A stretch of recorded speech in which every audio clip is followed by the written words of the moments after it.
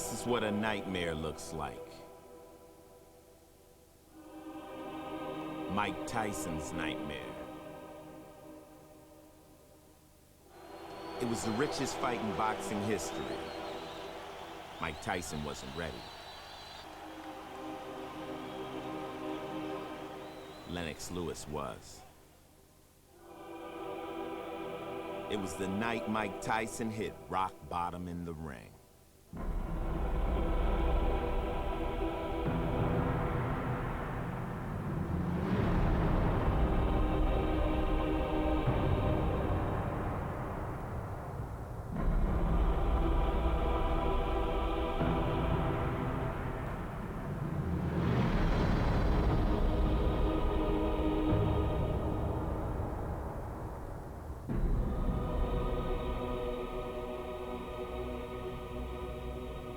Where do you go from here, Mike? I don't know, man. I might just fade into Bolivian, you know what I mean?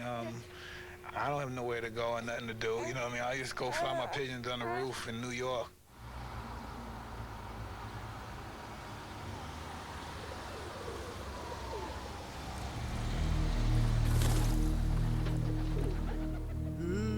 Sometimes I have to be really at my lowest level to really get the purest out of me.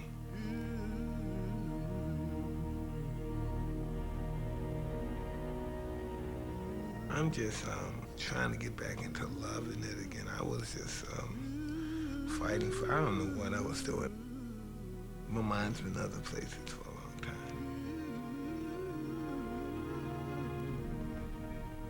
I had no chance to love anybody or care about anybody because I was just so stuck in the past.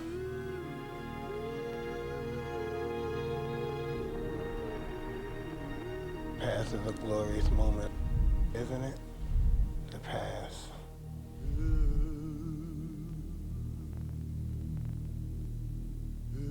Why can't I have what I want? Why can't I worked hard for it? I sweated for it. I didn't steal it. I bled in the gym for it. I beat my body up and I allow people to beat me up. Why shouldn't I have it all? Nobody should take nothing from me. He's earned more prize money than any athlete in the history of sports, and he still works out in a public gym. In Mike's world, things are never as they seem. Never.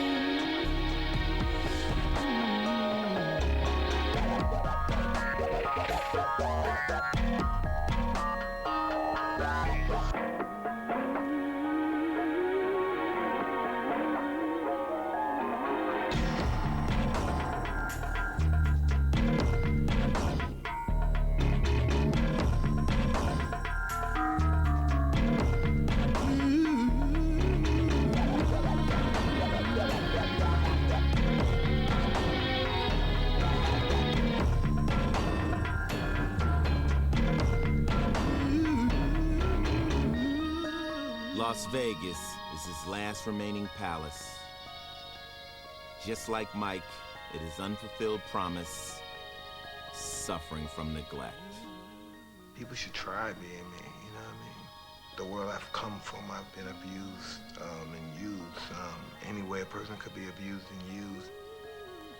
I don't want to look like some enraged animal and stuff. I want to hang out and love life. But I'm not gonna tolerate nobody push me around like I'm a chump.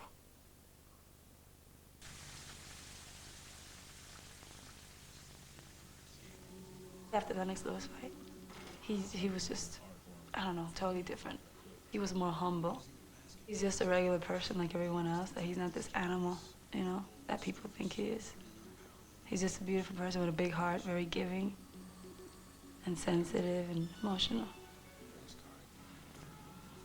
I know his past and, you know, it's there. You can't just overlook it. I'm here to show him that there's people he can trust, because it's very hard for him to trust people. You know, he's been burnt a lot. And people used to look at him as an easy target. They were like, you know, he's someone that he has so much money, he's always throwing it around. I might as well get a piece of it. You know, that's how people looked at it. He's got a lot of love to give, and people don't know that. So I know that I'm that person. I'm here to make him happy. I'm glad the fact she says she's in love. Then again, you know, all this stuff, all these goodies and stuff, it's easy to love this stuff. You know what I mean? Let us see a couple of more of my episodes, and we'll find out. What does a man do to himself when he gets ready to fight another man? Tuning the body is one thing, but getting your mind there is something else. And then you gotta go back. It doesn't matter that you're fighting some guy named Clifford Etienne, a guy you're expected to destroy. You're headed back to Memphis. Back to a place of bad memories. Mike Tyson returning to the scene of his worst performance. And when the week began, we weren't even sure there would be a fight. Tyson needs to win big and make a powerful statement. Tyson risks cuts and infection by getting a tattoo on his face only 11 days before the bout. Billions of people outside with tattoos on their face. I got a tattoo and I'm not finished. I had to stop because people were complaining. So when I get finished, then you talk about my tattoo. And this is nothing. This is not even halfway done.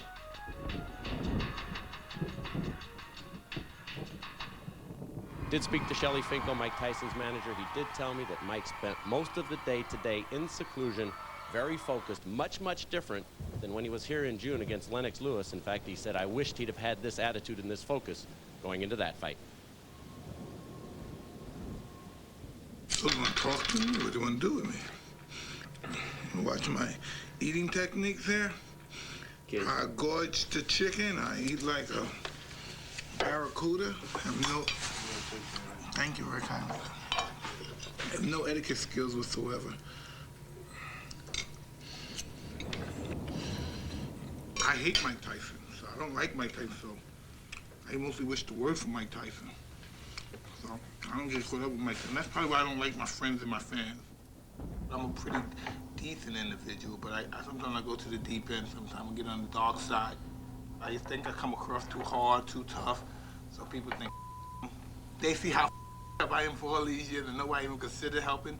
And even if I'm embarrassed to accept it, can't they, if I'm friendly enough, can't they please get somebody to help? Can't they get them, put me in a sane asylum or a mental ward or whatever place I need to be in, a hospital or just a psychiatrist? I'm just going to extremes what to do, but I don't know, but you know. Everybody, I don't sleep for weeks, girls, I can't ever get their numbers. They call me always the day of the fight, the week before the fight. It kills me. I mean, I'm never gonna these girls because if I don't them the day before the fight or something like that, I'm never gonna see them again. So I just really, you know, maybe in my next life, I'll have a better life. And that's why I'm just looking forward to go to the other world. Because I really hate the way I live now, and I hate my life now. You don't factors over the names and the meanings. I'm working at another job. None of my friends have any respect for me. Love is respect, I think. I think love is respect. You know, most of these people love me. I got some money, and you know, of course, it's easy to love people that live like me. Got $10 million houses, mansions. It's so easy to love a person like that. They haven't seen me when I'm homicidal, suicidal, just totally off the rocket.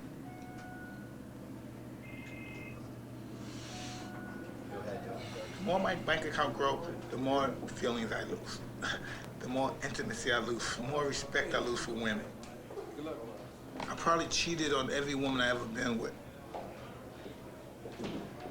Good luck to you, Mike. Probably never respect them because I probably never respect myself. I never understood dignity. He spoke to me. I want to, but I just don't have love for anybody. I don't love any woman I've ever been with. Isn't that crazy? Never love them. 20 seconds. After the big fight, it's going on. It's the biggest after party, the biggest club, Denim and Diamond. And do you know what time it is? Danger! What time is it? Danger! Making his way into the ring, the most exciting fighter of his generation. Please welcome Iron Mike Tyson.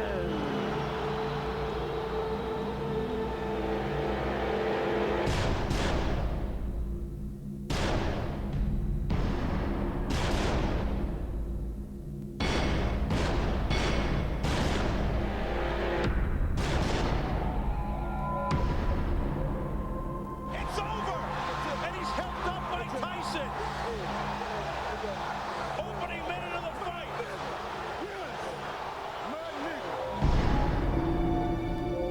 Rising from the ashes that night, Mike Tyson was reborn as a fighter.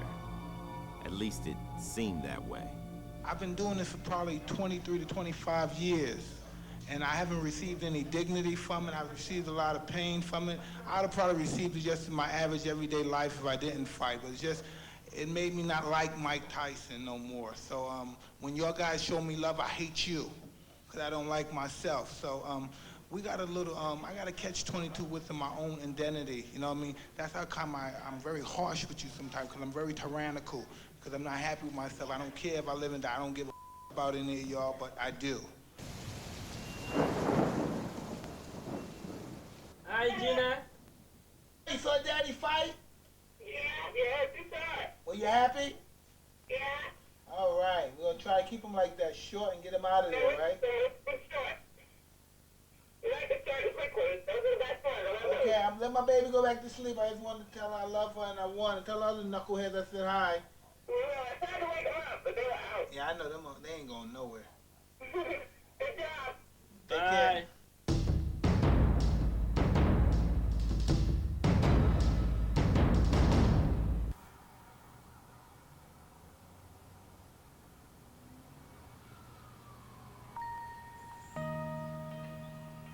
I really have nothing to lose in my life. I have nothing.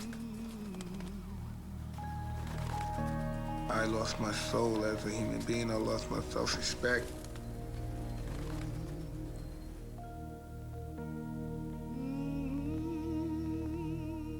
I'm not a lovable guy, so it's really not hard for people to dislike me. I'm just a decent person. I just want to love everybody, but first you have to love me too. A lot of times I just hate myself. Sometimes when I think about some of the things I've done to people and some of the ways I hurt people. Sometimes the journey home shows you where that hate and that hurt comes from. We were just poor black kids just that no one cared about, so we didn't care about anyone either. I was just a monster as a kid. The beast survived, you know, the toughest survived, the meanest. You have to be willing to do what no one else would do.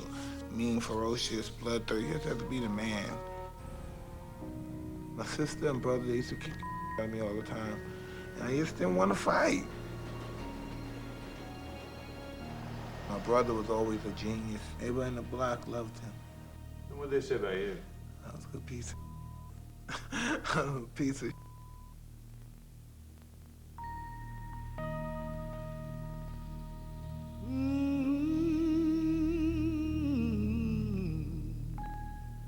I started breaking houses in Brooklyn. I like the armed robberies. You have to go where the money's at. You have to go in the stores and houses and stuff. I was more inclined to that kind of stuff when I was a child. My mother, my brother, my sister would never steal. They would prefer to beg. They embarrassed me a lot because they were too honest.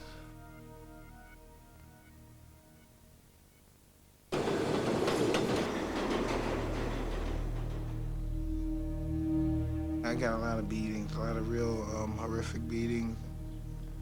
I was very afraid all the time. My mother may throw hot scalding water on her boyfriend. Her boyfriend may beat her and fracture her eye socket or something, or break her finger. Emotions was high, and they're hating one another, then they're back at loving one another, and you're talking about dysfunctionality at its highest level. The strongest woman figure in our life is our mother, and normally most young black inner city kids see that figure destroyed by a black man. So I don't know, maybe we hold some kind of hatred for our mother's boyfriends or black men in general. By age 13, he was locked up, but the abuse didn't stop in jail. I was really abused by the kids, mostly by the staff members. They beat the out of me. I think I deserved, at least 95% of the beatings. I used to always fought back. I wasn't always successful, I always fought back. Tyson was sent to a detention center 100 miles from Brooklyn, not far from a town called Catskill, where an old boxing legend toiled in obscurity in a gym above a local police station. I go, that's it. That's it. No, do it the other way. Customato had turned around street kids before. He had trained the youngest heavyweight champion ever, Floyd Patterson. We get a phone call from this Bobby Stewart, who was an amateur fighter, and he was a guard in a correctional facility. He called Cuss one day and said, I got this young kid up here who never boxed or nothing, doesn't know anything, but he gets in trouble. I was wondering if you and Teddy would take a look. I met this white guy, he was strange, a little odd, and he started saying things like, wow, you could be the greatest fighter ever lived, and you're great. I'm thinking he's like some old pervert guy. I'm saying, okay, cool. I knew Cuss was thinking, wow, I got somebody to be young about again, to have some hope. But Cuss didn't want to wait. He was an older man who years earlier had fame, but didn't have it for a long time, had money, but didn't have it for a long time. And now he saw a chance to have it again, but he wasn't young, and he had to speed it up. When he came, naturally, I'd talk to him and treat him like everybody else. He had to go through the same thing of preparing about the mind and the body and so forth and so on. He just basically destroyed me of all my habits and, yes, reformed me. Remember, from the side, you can let that punch go with the worst kind of intensity. He's my first exposure to a white guy who didn't judge me. With all the power you can generate. I was madly in love with Customato. I became, he broke me down and rebuilt me back up, and I became totally loyal to him. I became his slave. I was a young kid at the time. I just wanted to love him forever. I wanted to be my father.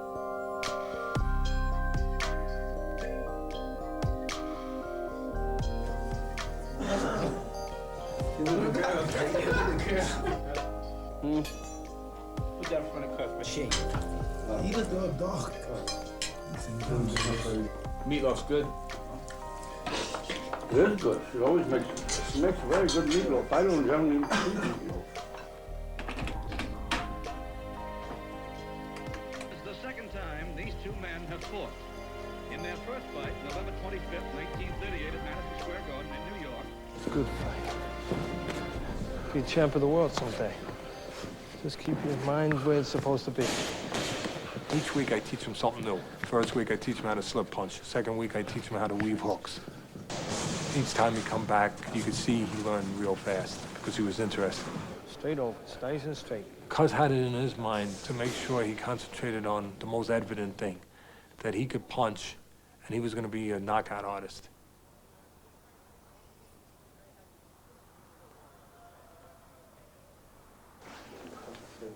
He had this outer body that could really fool you into forgetting that he was still a kid who had to develop. Developed as he was physically, he was lacking emotionally. Look, just relax, Michael, relax, just relax. Just relax. Relax. Yeah, but just relax. Just relax. When we first started. Yeah, well, just relax. Don't get so tense. Relax. All of this is another boxing match. You've done it already 20 times. You've done it in the gym with better fighters than you're ever gonna fight here. He's unsure of himself. He wants to be reaffirmed that this is worthwhile, that he is worthwhile, that he has merit, that he can handle this. Yeah. I'm Mike Tyson. Everybody likes me. Everyone likes you now. That's right. You have reason to be proud. I feel an affection for him, that I want him to be okay. I want him to not just win physically, but win emotionally. I want him to be able to get through this. Let's go get ready for a fight. Come on. I was just 15. This is the first big time event. I'm emotionally afraid. I'm a street kid. I'm used to pulling out my gun at people, and now I'm getting ready to fight a guy head up with rules now. He might beat my ass. This white boy might beat the out of me because it's a popular. You don't know your doesn't matter about you being big, strong, or not. You fighting a skinny white boy. This is a disciplined sport.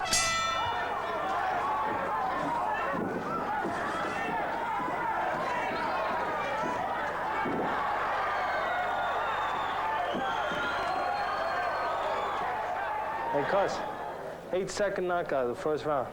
8-second knockout. The right hand. The official came over to him and said, you just set a record.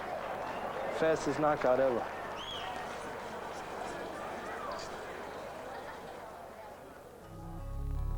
To the outside world, it seemed like boxing's version of a fairy tale. But again, in Mike's world, things are never as they seem.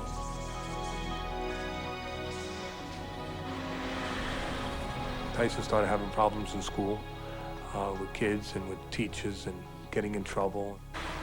It was over 100 reports of girls in one way or another being not treated right, being abused. That stuff was kept quiet because Cuz had some meetings with people in the school and convinced them that Tyson was going to make the town famous. Eventually he was permanently expelled from school. Cuz told him that, hey, if they kick you out, don't worry about it, I'll get you a tutor. And the problem was he didn't get him a tutor, he didn't get his GED, because they didn't care about it. You know, I mean, he was knocking guys out.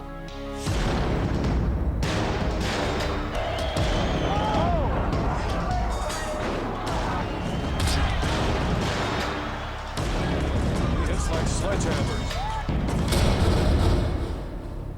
I'm feeling real white and happy.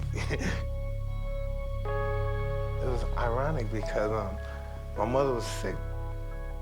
I almost forgot about my mother because I was living upper middle class life. I'm in my white world. And then Cus tells me about my mother's situation with the cancer, and I don't understand it.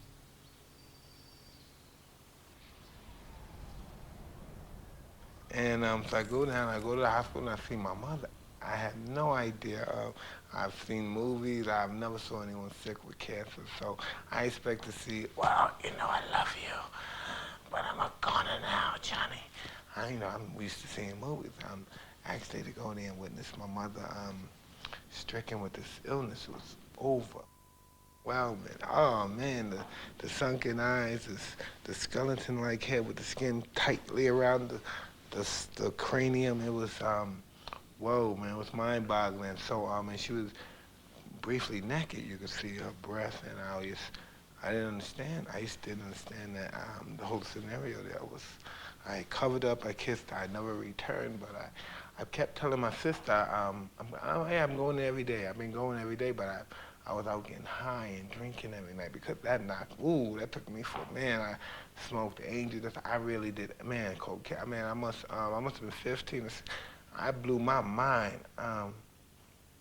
So one day, my sister came home, and I was slept because I was hungover and everything. So I was sleeping. I was in my underwear, and I was walking. I guess to open the door for her, and as soon as I opened the door, she punches me right in my face. Boom! And she said, "Why you didn't tell me Mommy was dead?" And I said, "Oh." And I didn't want to get killed right there, so I said, "I didn't want to hurt you. I couldn't tell you. I went there, but I never went." And I don't know. I couldn't even go down and witness the body, but my cousin Eric went with her. It was wild. I ain't never want to do that. That poor. I'm not into that. So that was just, that was interesting. That was just interesting in my life. That was just a turning point. That was what happened. That poor man, I was gonna be famous and rich.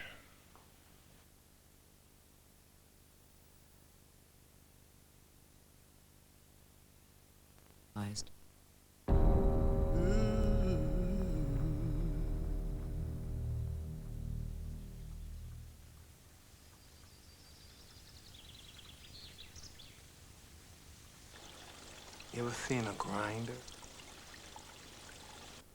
You know the grinder that you take a wood and you put it in and it comes out the other hand and shreds? That's my heart. It's grounded beef. I don't strike people as a guy that somebody wants to take care of, or he's weak, or we can help him, and he's the underdog. I've never been looked at like that. I'm a big black nigger, and he's semi-beast, so be careful. He doesn't need help. He needs to be locked up. When my mother died, that just really overwhelmed me. I didn't even care. I lived in this play world, and it was overwhelming me. It was really crushing me at the time.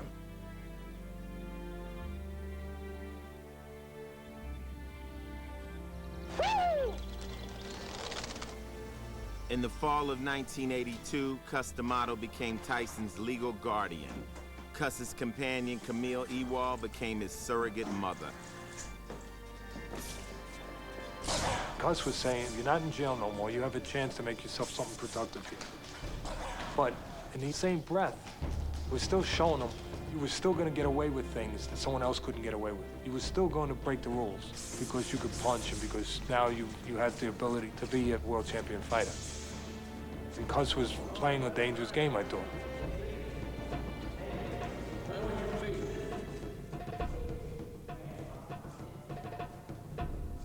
Teddy had married a young lady. We were all kids then, and he had a sister-in-law that was a young girl, and we were all friends, and I guess I was a young boy, and I was fresh, and I grabbed her butt. She was 11 years old, and she was part of my family, my wife's family, and he kind of cornered her into a situation outside the gym in the town, and this wouldn't be tolerated. I went and found him, and I put a gun to his head and pulled the trigger back and told him that he would never put his hands on anyone in my family or do anything like that to anyone in my family again, or he'd be dead. Just to make sure he understood, I stuck the gun in his ear and then pulled it out of his ear and shot it off. He crumbled away, and I told him, don't make the mistake again. Understand that you're not ever gonna violate anyone in my family, ever, ever. Teddy Atlas never saw Mike Tyson or Cus D'Amato again. Kevin Rooney took over as Tyson's trainer. If you can hit me, I'm gonna get the full impact. Keep the head down when you come up with the H. Keep your head down. Yeah, I mean, it's not coming up, but starting to come up. You can make it perfect. It's good, but it's not perfect. In March of '85, at the age of 18, Tyson turned pro. The first round knockout became his trademark, and the TV commentators began equating him with animals. Already for Mike Tyson. Look at the size of him. He looks like the Incredible Hulk. Every punch Tyson throws is meant to knock you out. In the truest sense, he's an animal. What a specimen by Mike Tyson here.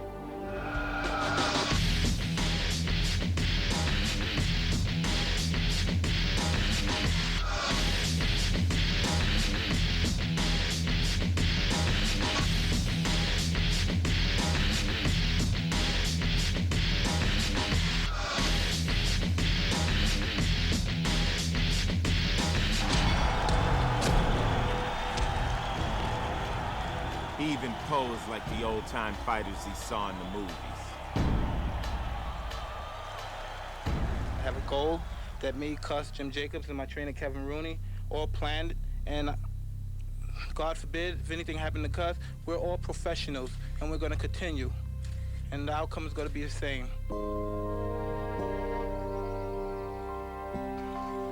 I often say to him, you know, I owe you a lot, and he doesn't know what I mean, but I'm gonna tell him now what I mean.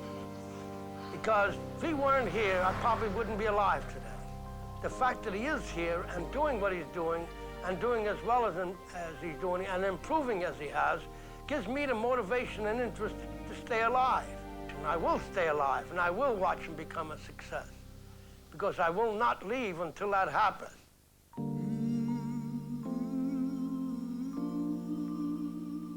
He was a cold old man that'd been through a lot. I wish he lived long enough. I just wish he lived long enough. Cus D'Amato was 77 when he died in 1985. He was the only father Mike had ever known.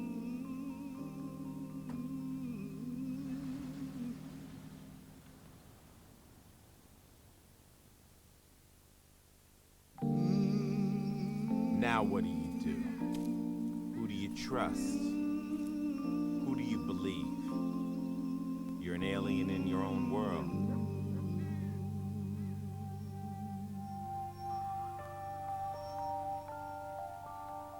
Enter Jim Jacobs, Cuss's confidant and financial backer.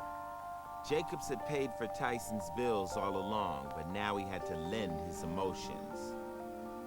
Tyson embraced him as his protector.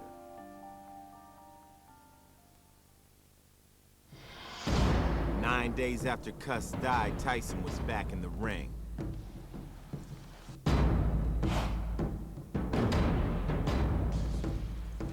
And the knockouts continued.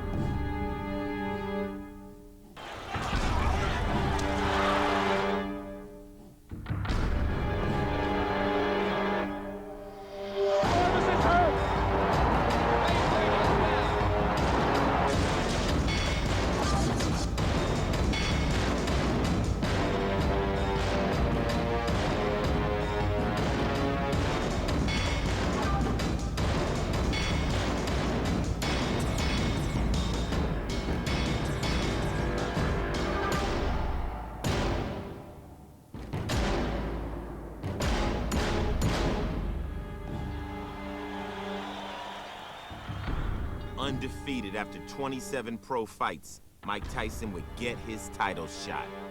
A day with destiny at the age of 20. I'm born to destroy. I'm born to be champion. No, I was just some big gorilla knocking everybody out. Didn't stand for anything. Didn't really care about anything.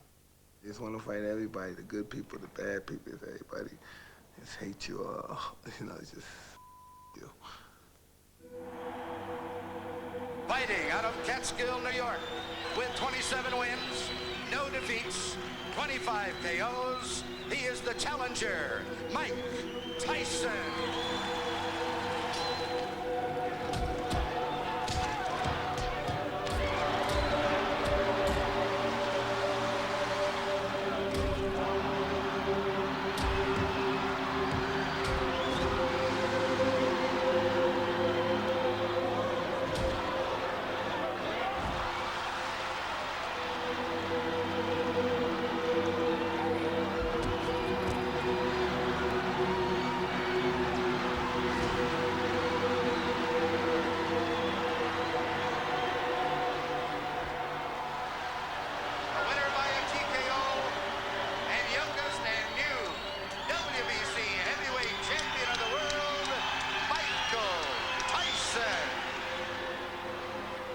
Enter Don King, Berbick's promoter.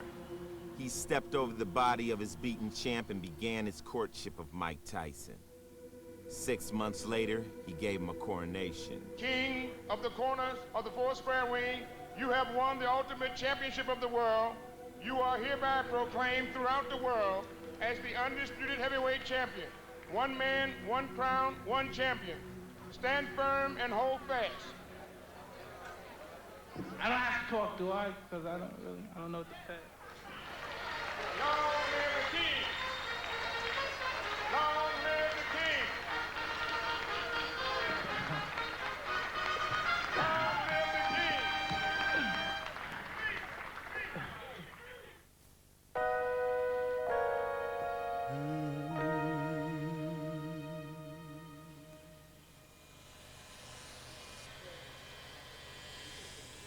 It's so complicated to think that you're trying to somehow save somebody, but you're kind of drowning. You know what I mean? You kind of jump in the pool to save them, and you're kind of going under.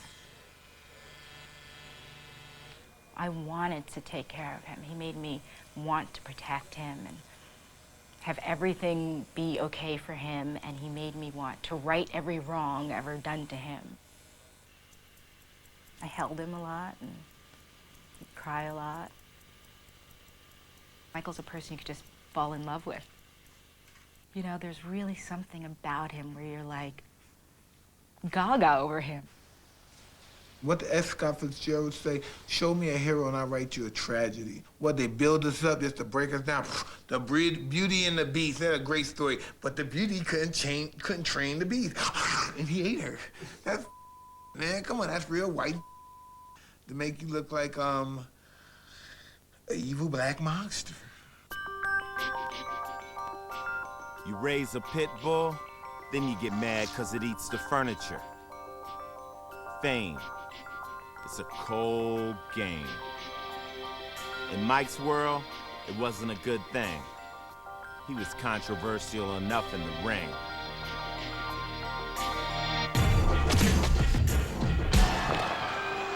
I just wanted to hurt those guys and say nasty things and humiliate them. This is who I wanted to be. What broke him down? Was it just the constantly pressure? body punches. When I was hitting him with body punches, and I heard him, actually he was crying in there, making woman gestures like, I can't. How? Crying, but I knew that he was breaking down soon. There's not a man God ever created that could beat me. I used to love hearing those words. And just saying that, it's just great, just being a little kid saying that, and actually meaning it. Being 19, a little kid saying that to all the grown men. Come on, you want to try me? I'm the best fighter that God ever created or produced. Who want to stand and try a chance with me? But back then, I had to come outside for real, a street fight. I was a maniac. I think there's a reason the world loves him so.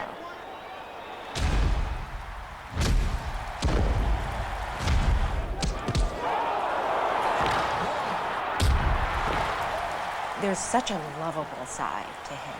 It's really so soft and gentle and, you know, sort of like a bear. The winner, and still the undisputed, undefeated heavyweight champion of the world, Iron Mike Tyson! I remember him grabbing me and saying, "You're gonna be my woman, and I'm gonna love you like no one's loved you," you know, that kind of thing. I was just young, she was young, we were crazy at the time. Two crazy people in love, you know? Too much passion sometimes. When they met, Mike was 21 and Robin was 22.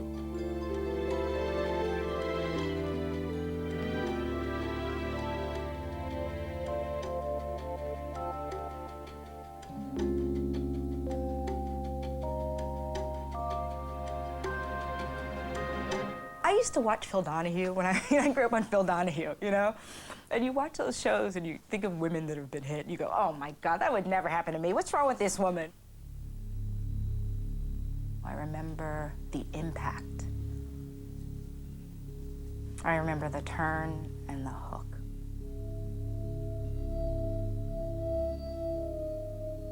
He hit me in the side of the head. And I went from one corner of the wall, bounced off that corner of the wall to another corner, and then I was out.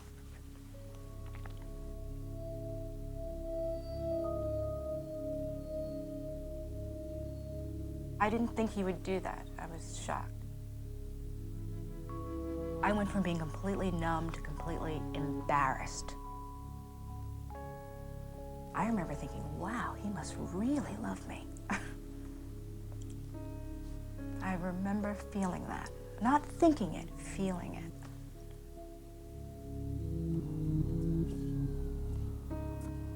A few weeks after that episode, Mike and Robin were married. Their life became an open book. Fantastic. Their honeymoon played out before the world press in Tokyo, where Mike and Robin were treated like royalty.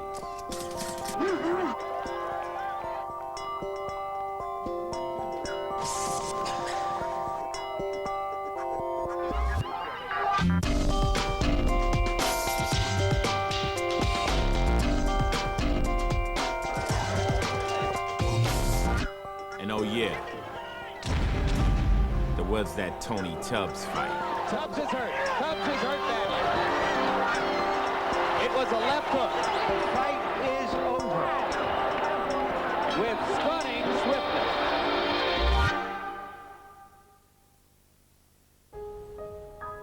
2 days later, Tyson rushed to a New York hospital where his mentor, Jim Jacobs, lied dying. He didn't make it in time. Tyson never got to say goodbye.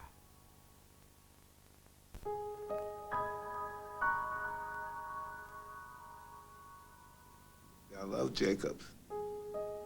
He was a beautiful man. It was all teamwork, I believed, in my life. He was just awesome, man. Jacobs' death left his partner Bill Caton in charge of Mike's career. But Mike didn't really trust or know Bill Caton.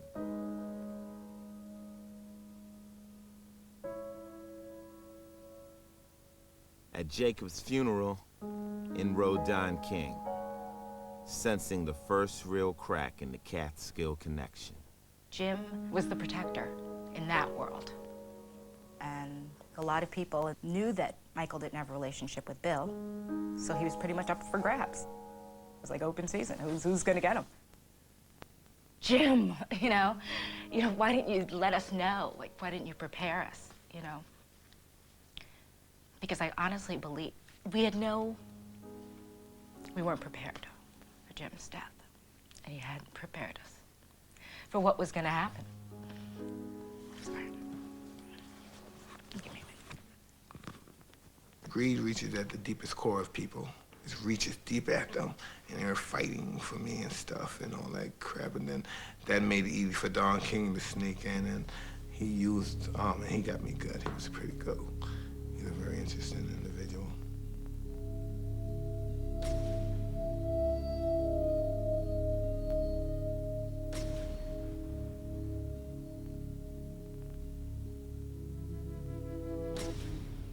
Not only am I hurt, I become the bad guy now. I'm just young and I'm emotional, and people are putting cameras in my face, looking at me like this is a big, strong guy, the strongest guy in the world going berserk. I'm just a baby, 20, 21 years old. I think he was feeling probably unbelievable amounts of pressure. And I think being in love makes you feel vulnerable. We were both feeling vulnerable, I think, because we were so dependent in many respects. And I think we just couldn't handle the pressure that we were getting. One time it had gotten pretty bad, and he swung a phone at me that I knew was gonna hit my face, and really, I think I felt the pain before, and it didn't. But just choking me, he vomiting and him kicking me, things like that. But he felt bad. I mean, he felt really bad afterwards. He'd cry like a baby. Next thing, like a baby, just cry. I would hold him. I'd hold ice on my face and hold him, and tell him I would console him. You would think this is a grown man that has all of his emotional capabilities in him and together and intact, and it's just not true. It was some kind of love. I mean, behind you doesn't go away. That kind.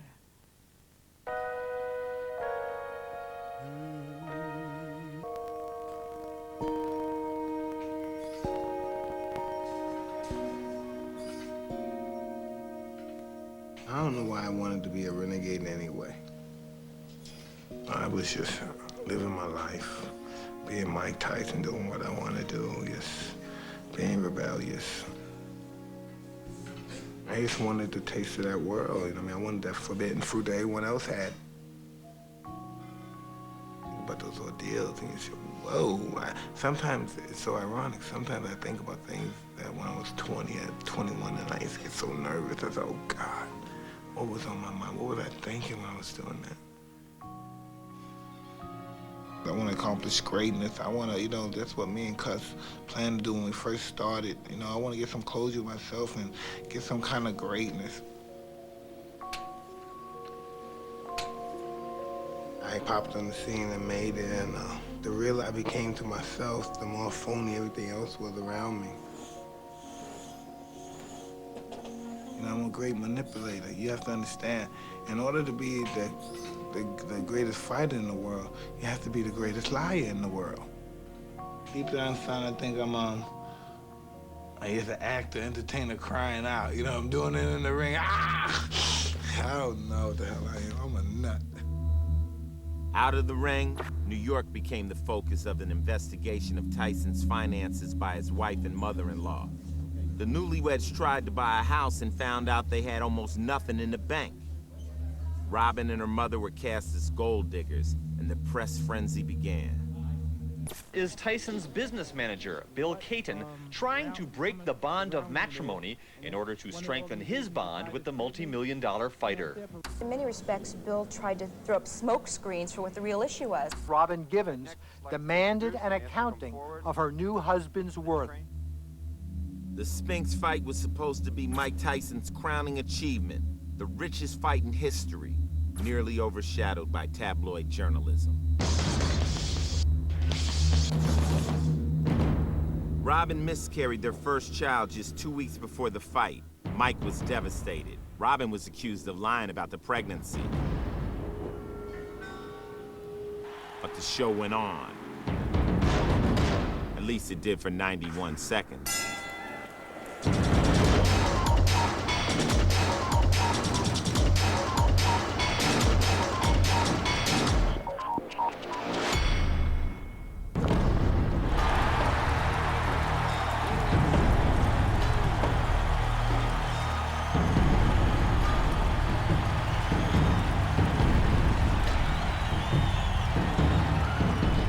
How ironic that in the afterglow of his greatest victory, Tyson focused less on the fight and more on the press.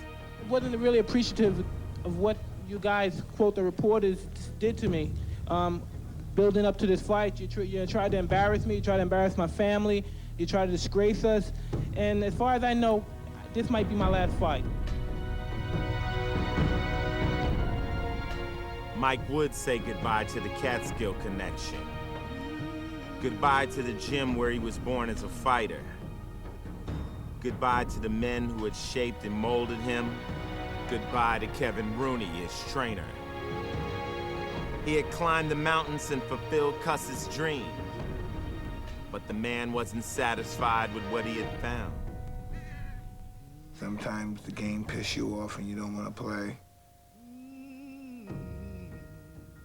I'm a real, a weird guy. Once I accomplish something, I lose interest in it. And I just need, that's my whole outlet in life. I need something to do. I need something to, don't care how much money I got, I need something to do.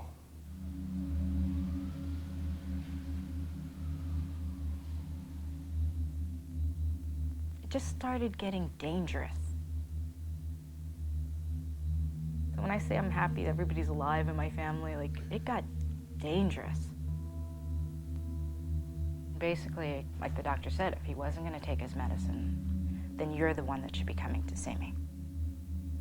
So now they're going to basically say I'm crazy and mentally disturbed. I saw a bunch of psychiatrists. It made me more up than I was when I first went in there.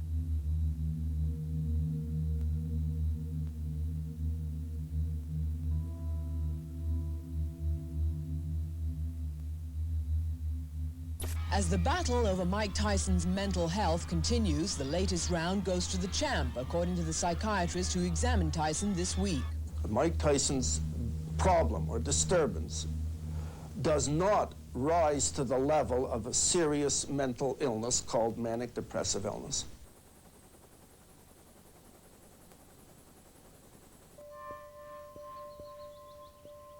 He loves women. Yeah, that was a problem. That was a problem for us, too. The loving women part. I remember Michael picking him up one time, and actually he had on a white sweatsuit, and he had lipstick stains on his crotch. I was a pig. I've never been faithful to any woman I ever met in my life, and it wasn't easy for Robin to live with me either. You know what I mean? I'm a dirty dog, down deep. I found a condom. That was a terrible feeling.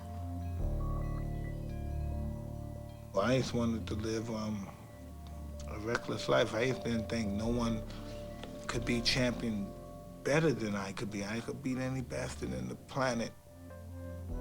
He hit me. But Tyson said Green ripped his shirt after hassling him about not getting fully paid for their garden bout. So what I suffered. So what I suffered. Tyson's car skidded off a wet road and slammed into a tree, knocking the fighter unconscious. He was taken to a local hospital and then transferred to one in New York City. You okay? All the while, his wife tried to keep the media away. Give us a break! Give us a break! I mean, he ran the car into the tree. I mean, it wasn't an accident. But do I think he wanted to kill himself? No. But he did run the car into the tree. Tyson left the hospital Wednesday, apparently after seeing a psychiatrist. Then he got on an airplane and flew off to Moscow, where his wife will be taping some TV shows. In Russia, I would say, I thought somebody was going to die. Me or him.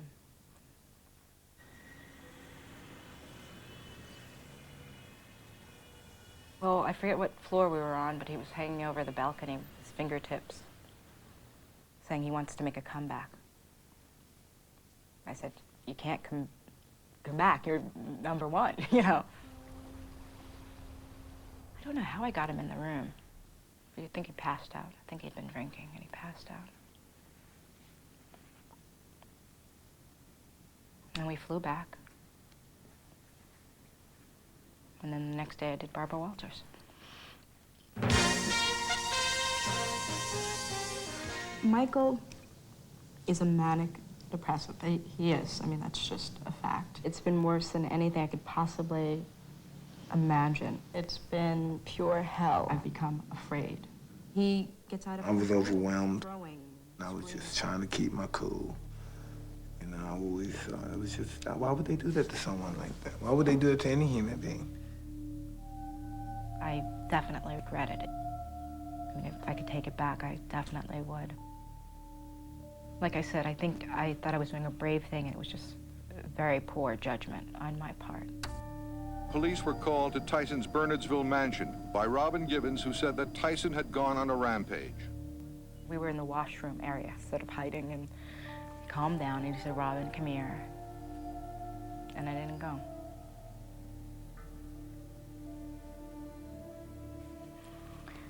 I didn't go. It was the first time I didn't.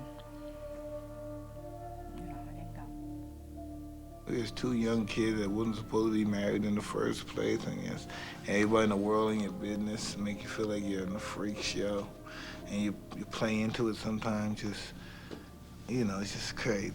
You know, it's just crazy. Robin Gibbons fled to California from her husband, the heavyweight champion Mike Tyson. And today, Marvin Mitchelson filed for a Gibbons divorce from Tyson.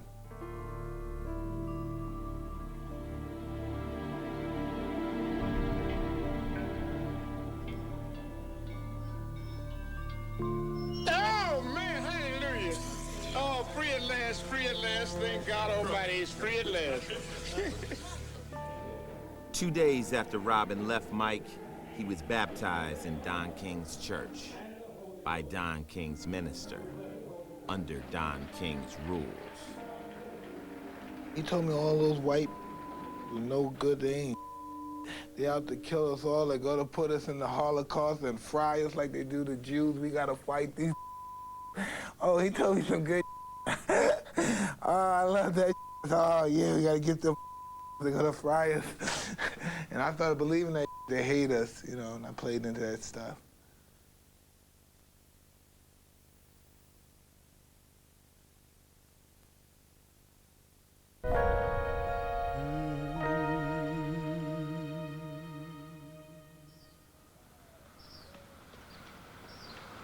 Yeah, guys, come on, guys, take it out. Let me play a little bit so you can get me in there if I have to go, all right? Yeah, money. When I was going through my divorce, I was just in a state of hysterica.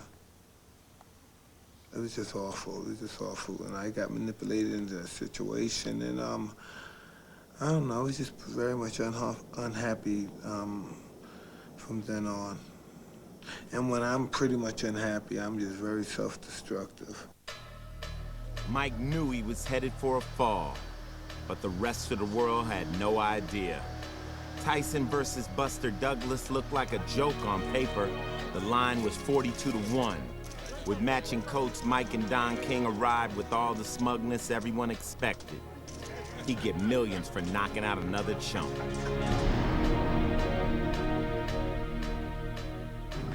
Come one, come all, because nobody can get close to me. They're not even close. I'm the best fighter in the world. There's not a man God ever created that could beat me. There's nobody that can beat me. There's nobody that can beat me. Nobody's invincible. Nobody's the greatest fighter of the world.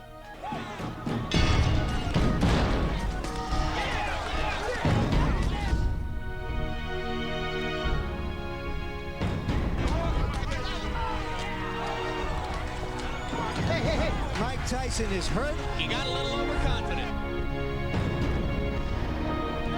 Tyson is holding on. There's a right hand uppercut, and down goes Douglas. As suddenly as that. Tyson needed something like that desperately. Douglas comes back with a left and a right. Tyson is wobbling. Tyson needs the ropes. Without the ropes, Mike would have gone down. Down goes Tyson.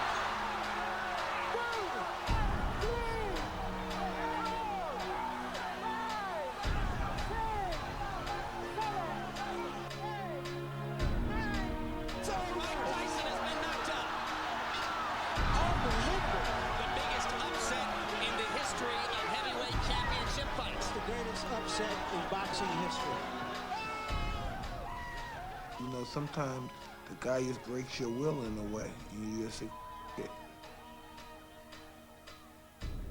Buster killed me. Yeah, Buster killed me, kicked my butt. I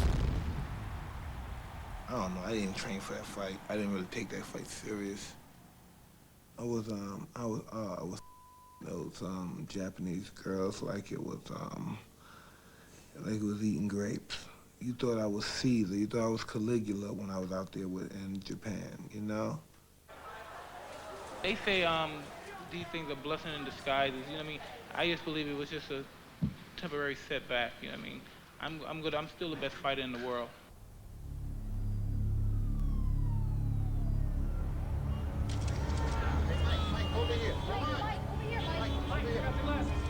What happened in Tokyo?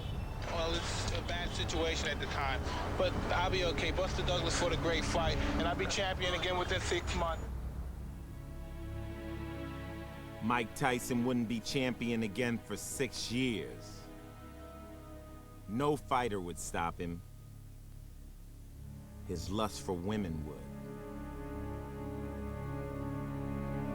I said, try that again, and I'll smack the blank out of you. It's like, whoa, we have a live one here. He has to be taught a lesson that he can't treat women any way he wants to. He just came at me. The next thing I know, I'm on the ground.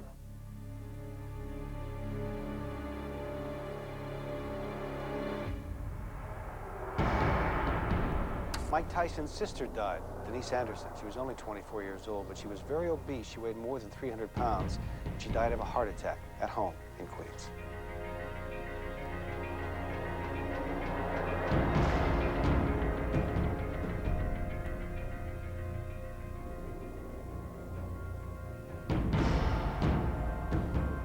Mike Tyson is back.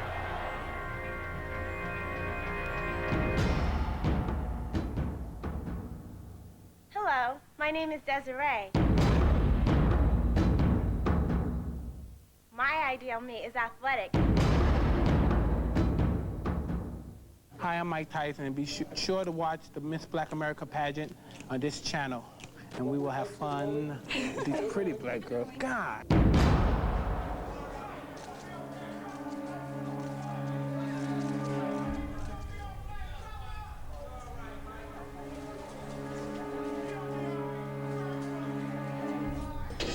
Oh, I'm in a dream day after day. Beautiful women, such an array. What can I say? An Indiana grand jury has indicted former heavyweight boxing champ Mike Tyson. He is charged with raping a woman who was a contestant in this summer's Miss Black America pageant. And I was like, saying, no, get off me, please, get off me. And he was like, don't fight me. And the person was a lot stronger than I was, and he just did what he wanted. And I was saying, stop, please, stop. And he just didn't stop. Mike's defense fell to Don King's tax attorney, Vince Fuller. Fuller had never tried a case like this before, but King was confident until the end. We're very thankful for the verdict of guilty, but I don't think we should lose sight of the fact that this is really, in some ways, a tragic moment because two young people's lives have been dramatically affected. Desiree Washington knows what happened in the room. I know what happened, and I know I'm innocent.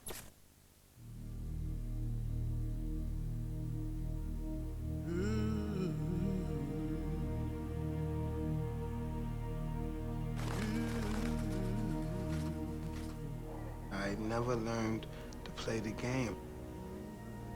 I just was angry at myself and angry at everybody. The judicial system hates me. It just hates me. For what reason? I don't know. What the did I do? Why would you give me 3 years? If the sentence was 63 and you gave me 3, you knew in your heart I didn't rape anybody. You know what I mean?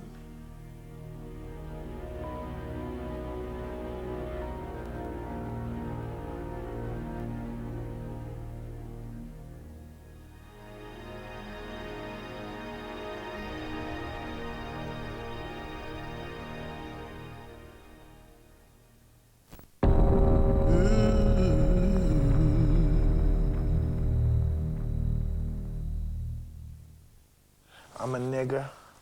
I'm in a bunch of I've been convicted for raping somebody. I've been charged for raping somebody, but I got away with it, so to speak, because I'm a celebrity. I beat some guys up. I brutalized some people. I've been to jail. I've been in all type of you know, really, that's telling the truth. I can't vote. I'm a felon. I'm paying millions and millions of dollars, tens of millions of dollars out of my ass for taxes, and I have no rights. And just have to, I don't got a chance in this society.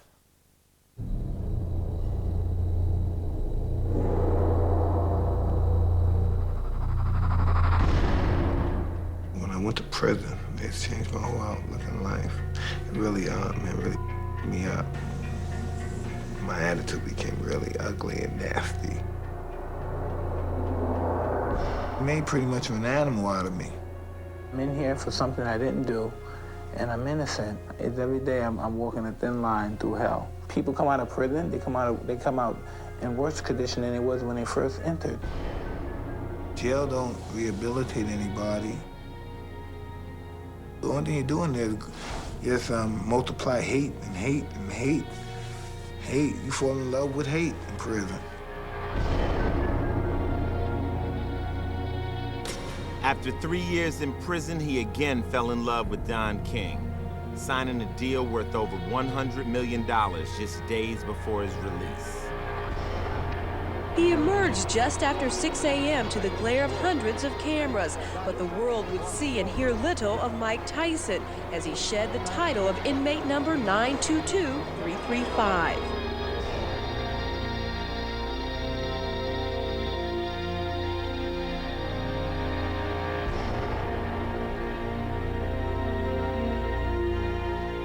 I was just so scared. Now I'm back in society, and no one cares either. They don't know that spent in jail had an effect on me where I didn't want to come out of jail. I felt very comfortable there. I was afraid to come home when I left in the end. I didn't want to leave. I was trying to go back, you know, but they wouldn't take me back.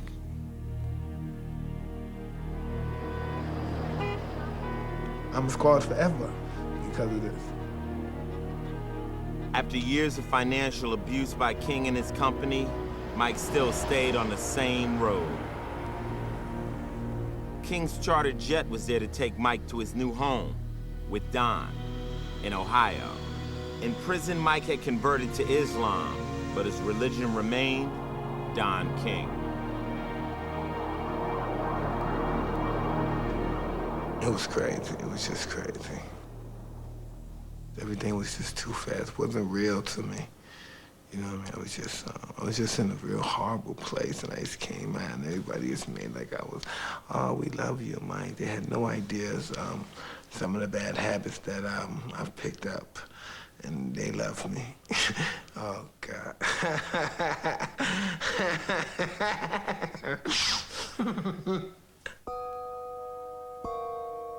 They told me a lot of dreams I didn't know what I could do when I got out. I just didn't know where I trust these guys, and I believe they have my best interests. But I didn't understand what's going on, man. Really, I didn't. Afternoon. In the last 3 years, I had the chance to reflect on my life and develop my mind, and I will continue my journey to making myself a better person. I came out with more vengeance than anything. I used to be more evil and vengeance, you know. There's been a lot of speculation about my plans, and here they are. I will fight again. I signed contracts with these people for large sums of money. They didn't want to hear nothing. They didn't want to hear you need some time to get your mind together and your life together. You need this money. You have to pay back this money. There's no question that when Mike was in prison, he was effectively bankrupt. Mike's future was well planned out by Don King prior to him getting out of prison. He gave trust to him in many, many, many areas, and Don managed to ensure that Mike had no lawyers, no financial advisors, and no accountants. I was walking him through some of the legal documents, just one of which managed to take $43.5 million out of Mike's pocket and put it into Don's pocket. Cus once told me, I never forgot that. He said, hey, there's animals disguised as human beings out here. You're not sophisticated enough to decipher the two. In April of '95, Tyson moved his base of operations to Las Vegas.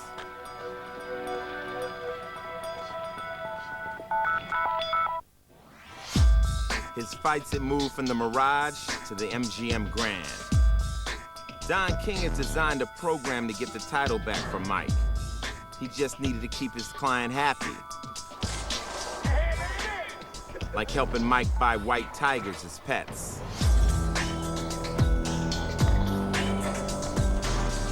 His house was next to Wayne Newton. By early '96, Monica Turner, his girlfriend from prison days, would have their first child. There were often times where I felt that there were outside people who kind of manipulated what should have been a personal relationship for their own interests. And a lot of the times what was best for Mike or best for his family got lost. The one, the only, the legendary Mike Tyson! The MGM Grand deal was unique in boxing history. It was a 10-fight guarantee which could pay Tyson upwards of $150 million if all went right. It started out okay.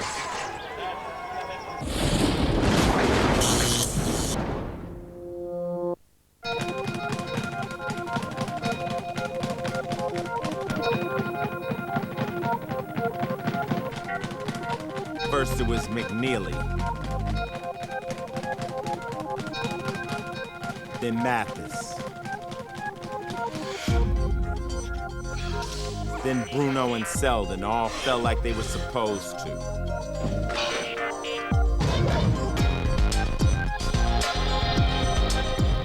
But Evander Holyfield didn't follow the script.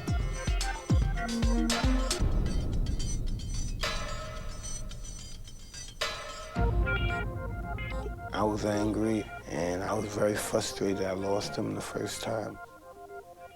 I didn't even know how he beat me.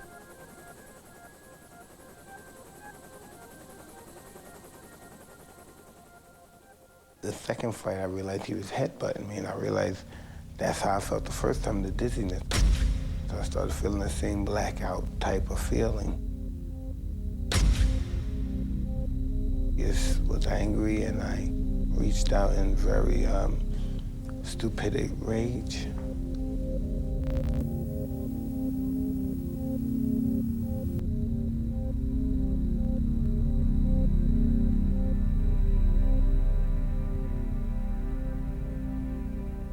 I really regret doing that, but wow, you know, I was going through a lot. I had a lot on my mind, and I was fighting a lot of demons.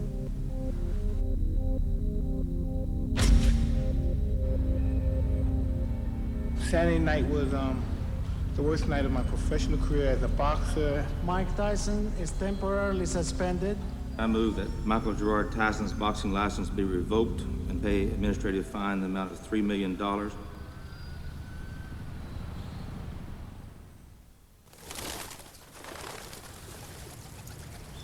White society thinks I'm an animal, a wild beast out of control, ready to rape their daughters or hurt them or do something drastic to them.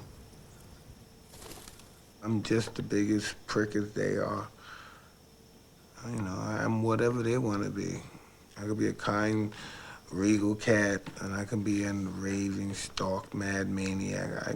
I've been a lot of things. I've been many of things and many of people. You know what I mean?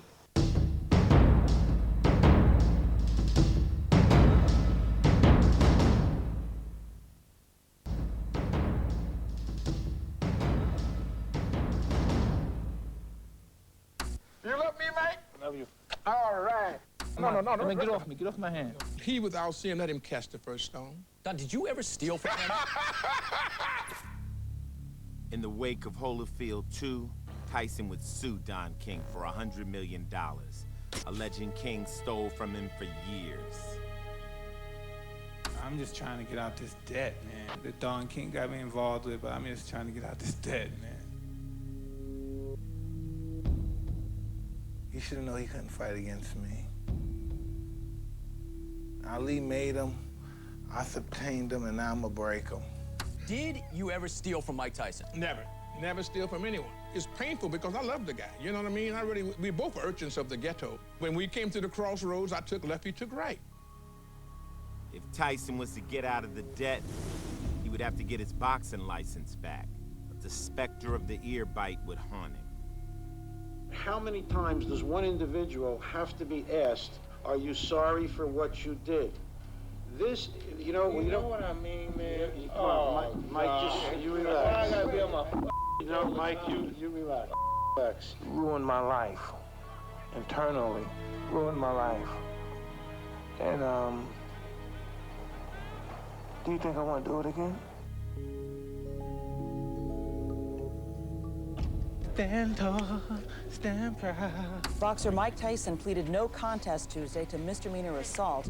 He was accused of kicking and punching two motorists after a traffic accident last August. Mike's never been a threat to the community. Mike's a very sweet, very sensitive, very giving person. You guys have all been told lies by people profiting at Mike's expense. Boxer Mike Tyson could be back in the ring before the year is out. On Monday, in a 4-1 split decision, the Nevada Athletic Commission gave Tyson his license back. An emotional Mike Tyson winning another round in his beleaguered boxing career. I was f***ed up, man. You have to admit, man. God, man. You guys don't have no idea. You guys have no idea. Fighting Mr. Holyfield's ear off and all that stuff. You know what I mean? You don't care about that? No, Holyfield. His anger and his debt grew. Now the IRS wanted $13 million. Don King's sweet talk had left him totally unprotected. Man, you gotta understand these niggas did. They make my wife, like I left my, because they had my wife think I'm a punk ass. They made me look like a bitch ass nigga, humiliated me. So really I left because I wasn't even a man in my household no more. That's really the real reason I left. You make me want to kill them, you know? If I line them up, St. Valentine's Day action, man. Mike Tyson now entered uncharted territory. While he hired Shelley Finkel as an advisor, he was spinning out of control between depression, anger, and rage. How about the 19 months off? What about it? What about it? Does it pose any problem to you? We'll see. I doubt it seriously. You take into the ring a lot of rage. You know, who cares? We're in a fight anyway. What does it matter? Well, for example, rage against Evander Holyfield worked against you. Well, it. It's a fight, so whatever happens, happens. Mike, why do you have to talk like that? Well, I'm talking to you the way I want to talk to you. You have a problem, turn off your station. You know what? I think we'll end the discussion right now. Then we could. You got it. Have a nice fight, Mike. Fuck off.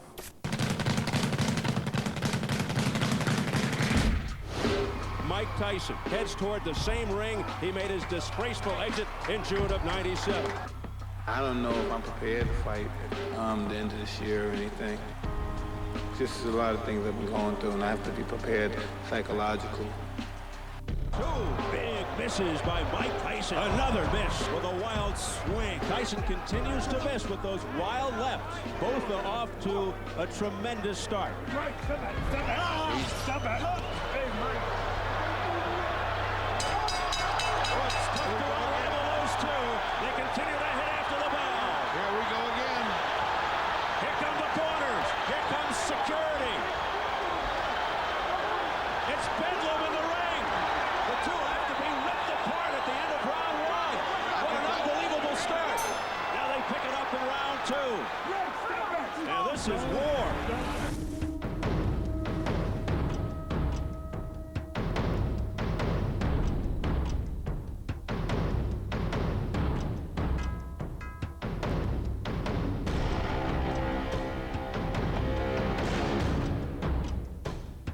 Both are stumbling around. 8, 9, can he make it? It's over. It's over. Mike Tyson has returned. I'm not afraid to die. I'm not afraid to waste my life, because when I die, I'm going to paradise. And I'm not worried, so I'm in a hurry to die. But no one's going to disrespect me, and no one's going to write nonsense about me without me retaliating back.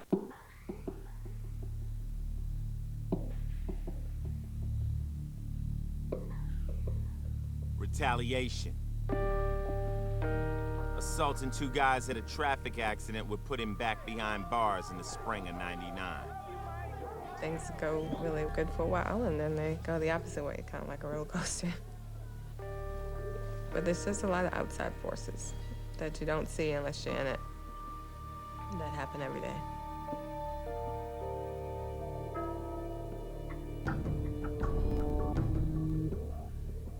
Former boxing champion Mike Tyson is a free man this morning. He was released after spending 3.5 months in a Maryland jail for assaulting 2 drivers over a fender bender.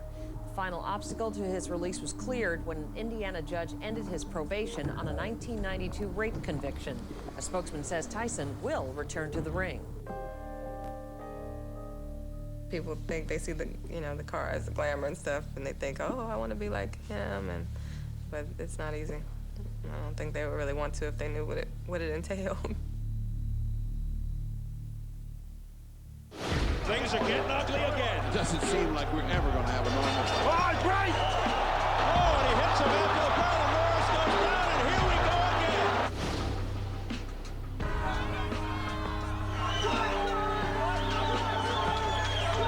Tough body shot. Brings him down right in time. A barrage by Tyson. The referee, John Coyle, steps between, and he continues. Coyle's trying to stop it. This fight may be over.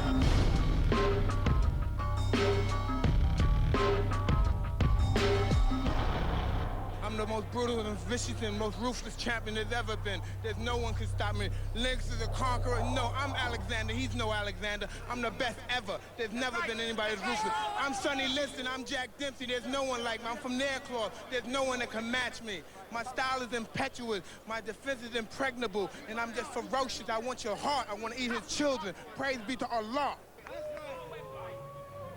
All right, Steve, you guys could decipher that.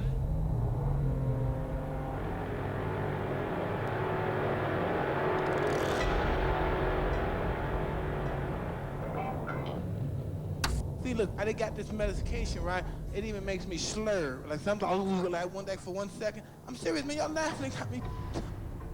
I'm on this Zoloft thing, right? But I'm on that to keep me from killing y'all.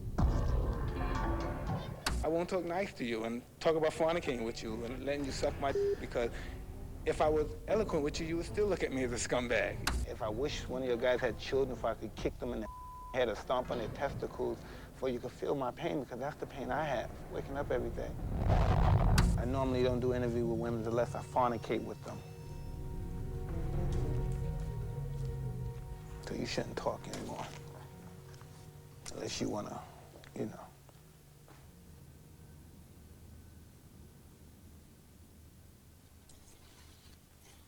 There were days and nights that, you know, you're not sure what's gonna happen today or tomorrow. I loved him through a lot of ups and a lot of downs, but I couldn't take the hurt anymore. We got along great, other than the whole issue of, you know, other women. So I made the decision to file for the divorce because I just got to a point where I couldn't do it anymore.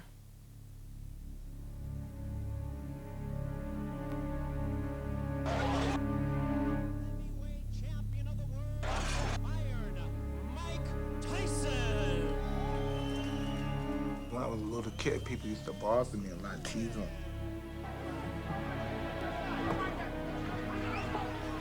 As I got older, I started fighting people back.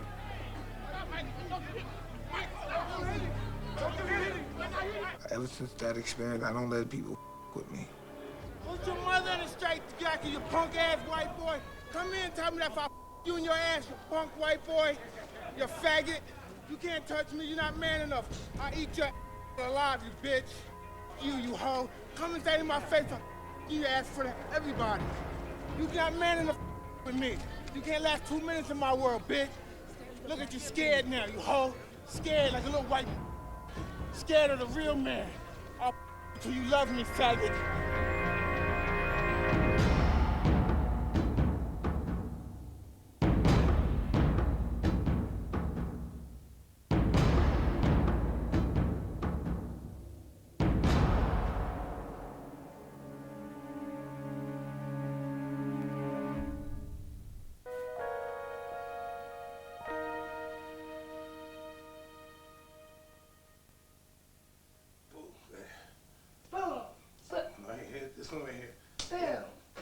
You know, nobody really feels for me no more in this world. I guess they wrote me off pretty much. I'm thinking more about what I'm gonna do after box. I'm gonna work, I'm gonna take care of my kids, besides the trust funds and all that. You know what I mean? That's what I think about, how I'm gonna take care of their kids, my grandkids now. I'm a real angry and bitter man, Mr. Mike. I'm real angry and bitter at some people. Really.